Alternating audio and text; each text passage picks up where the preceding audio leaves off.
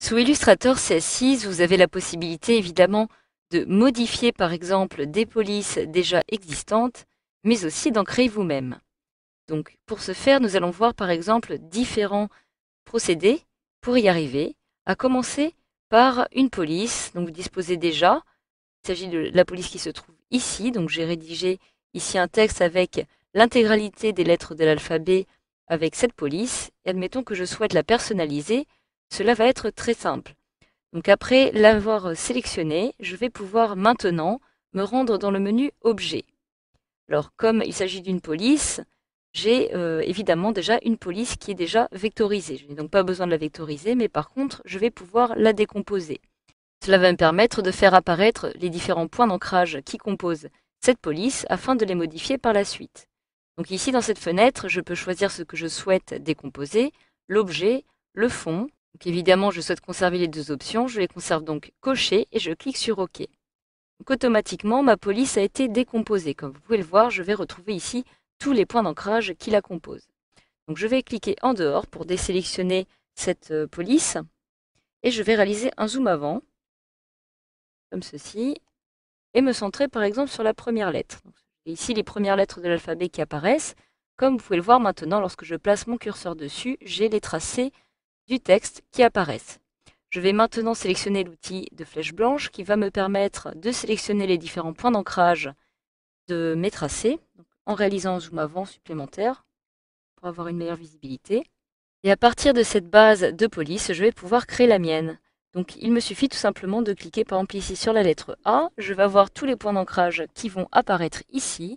Admettons que je souhaite par exemple réaliser un petit arrondi. Je peux cliquer ici. Je vais pouvoir le déplacer de cette façon. À l'aide de la petite poignée, je vais aussi pouvoir l'orienter de façon à ce que celui-ci soit un petit peu plus arrondi. Ici, je vais pouvoir cliquer sur ce point d'ancrage pour réaliser un angle qui va ressembler à cela. Je peux ici réaliser un angle supplémentaire comme ceci.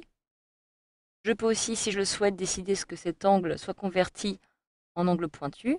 Donc voilà, à l'aide de la flèche blanche, je vais vraiment pouvoir donner la forme que je souhaite à mon texte. Donc tout simplement en sélectionnant à chaque fois les divers points d'ancrage, je vais vraiment pouvoir donner les formes de mon choix, comme par exemple ici, forme qui ne ressemble à pas grand-chose.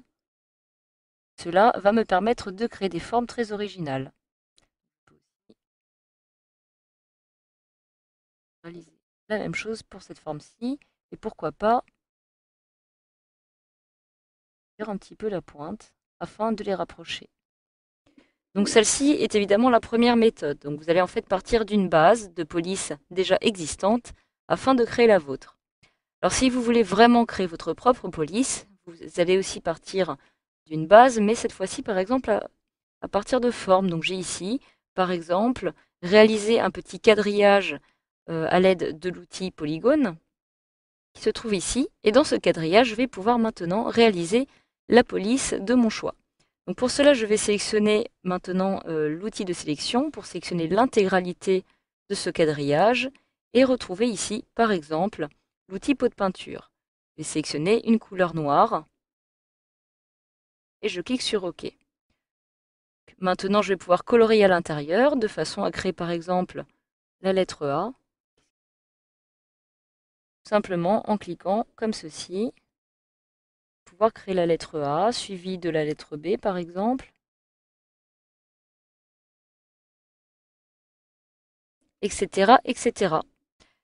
Je peux aussi procéder d'une autre façon, à l'aide d'un quadrillage un peu plus précis, qui va me permettre de créer, une fois de plus, une police qui aura un aspect géométrique. Donc je la sélectionne, je sélectionne ici l'outil pot de peinture, inverser les couleurs, sélectionner une couleur noire, et commencer par créer ma police.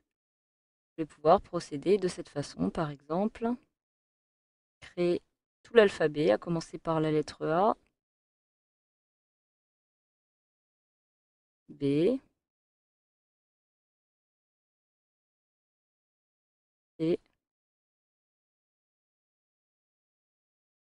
D. Donc vous pouvez en créer à l'infini, donc à partir de ce que vous souhaitez. Je vais m'arrêter par exemple ici à E. cette apparence. Je peux continuer ici à F.